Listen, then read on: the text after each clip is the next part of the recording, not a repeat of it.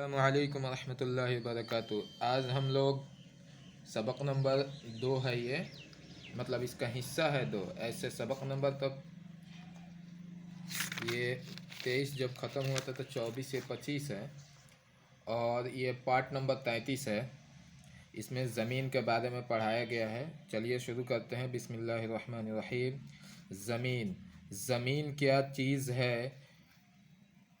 यही जिस पर हम सब बसते हैं, चलते फिरते हैं, रहने के लिए मकान बनाते हैं, इसी को ज़मीन कहते हैं। देखो ज़मीन पर हरे हरे पेड़ उगे हुए हैं, कोई छोटा है कोई बड़ा। इनमें से बाज़े आदमियों ने बोए या लगाए हैं। कुछ पौधे जो लगाए गए हैं, कुछ अपने आप से उगे हुए हैं। जाओ गीली ज़मीन में से 3-4 पेड़ तो उखेड़ लाओ, मगर दोनों तरह के लाना, ऐसे भी जो आपसे उगे हो, माने अपने से उगे हों, और ऐसे भी जो बोए हुए हो।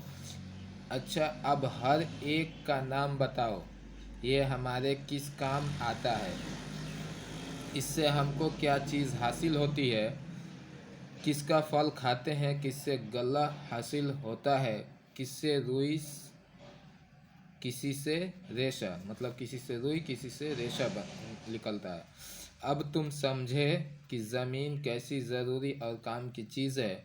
अगर ये न हो तो पेड़ न हो, खाने को अनाज, तरकारियाँ, पहनने को कपड़ा, अलता घर का सामान क्यों कर मिले।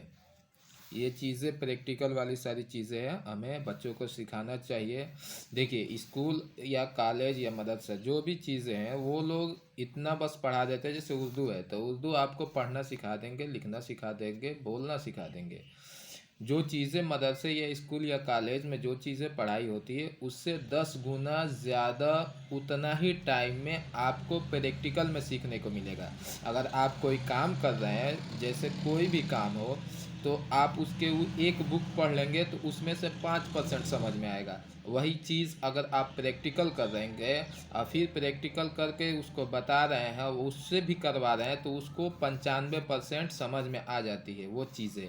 अब वही किताब के हिसाब से 5%, वो भी 5% अगर दोहराए ना तो भूल जाए, वो बहुत सी चीज़ें समझ में भी नहीं आती है। तो आप जब उसको प्रैक्टिकल कराएंगे तो वो नॉलेज भी बढ़ती है और समझ में आती है। तो जितने छोटे बच्चे हैं, चाहे जो भी चीज़, देखिए जो लोग पढ़े लिखे लोग नहीं है, वो अपने बच्चे को सारी चीज़ें बताएं, उनको लेकर जाएं, जो भी वो कर रहे हैं वो कराएं। लोग क्या समझते हैं कि पहले बच्चा पढ़ ले उसके बाद हम उसको सिखाएंगे। नहीं, बच्चा के साथ साथ आप उसके छोटा है बड़ा है उसको नॉलेज डालते जाइए। हाँ, कॉलेज स्कूल से जब उसकी पढ़ाई ख़त्म होगी तो वो ऑटोमेटिक आप पहले से जाना रहेगा, सीखा रहेगा, तो उसको परेशानी नहीं होगी। नहीं तो फिर वो गूगल करना शुरू करेगा, फिर सीखना शुरू करेगा। तो जो चीज़ें आप कर रहे हैं, कोई भी बिजनेस है, कोई भी आप खेतकारी हैं, कुछ भी हैं, उसको वो चीज़ सिखा दीजिए। ना कि उसको कहिए कि गूगल से पढ़ के आओ, चाहे आज कल का तो ज़माना गूगल का है, तो गूगल से सीख के आओ ना, उसको सिखाइए। प्रैक्टिकल जितने सिखाएंगे, प्रैक्टिकल हम लोग जो भी कर रहे हैं आज के डेट में, तो जो कॉलेज में हम लोग को जितना सिखाया गया था वो मुश्किल से 2% था। वही उतना ही टाइम में जो चीज़ हम साल भर में कॉलेज में नहीं सीखे, वहाँ यहाँ प्रैक्टिकल करते में 1 महीना में सीख रहे हैं। वो चीज़ अगर लिखना चाहें, किताब पर लिखना चाहें, क्या उस तो एक किताब लिख जाएगी। किसी भी काम को अगर वर्क को लिखना चाहें तो एक किताब लिख जाएगी, लेकिन क्या ज़रूरत है उसको। तो इसलिए अपने बच्चों को पढ़ाएं तो प्रैक्टिकल के साथ साथ पढ़ाएं, प्रैक्टिकल भी करवाएं।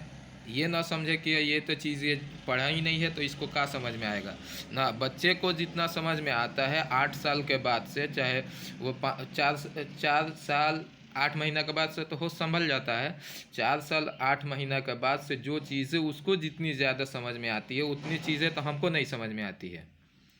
बड़े आदमियों को आप किसी को बैठा कर देख लीजिए, 50 साल के बाद बूढ़े को, चाहे 40 साल के बाद बूढ़े को, अब उसको एक चीज़ वर्क दीजिए, इसको एक वर्क दीजिए। अगर वो बूढ़ा आदमी है तो अपने एक्सपीरियंस से कर देगा, वो अलग बात है।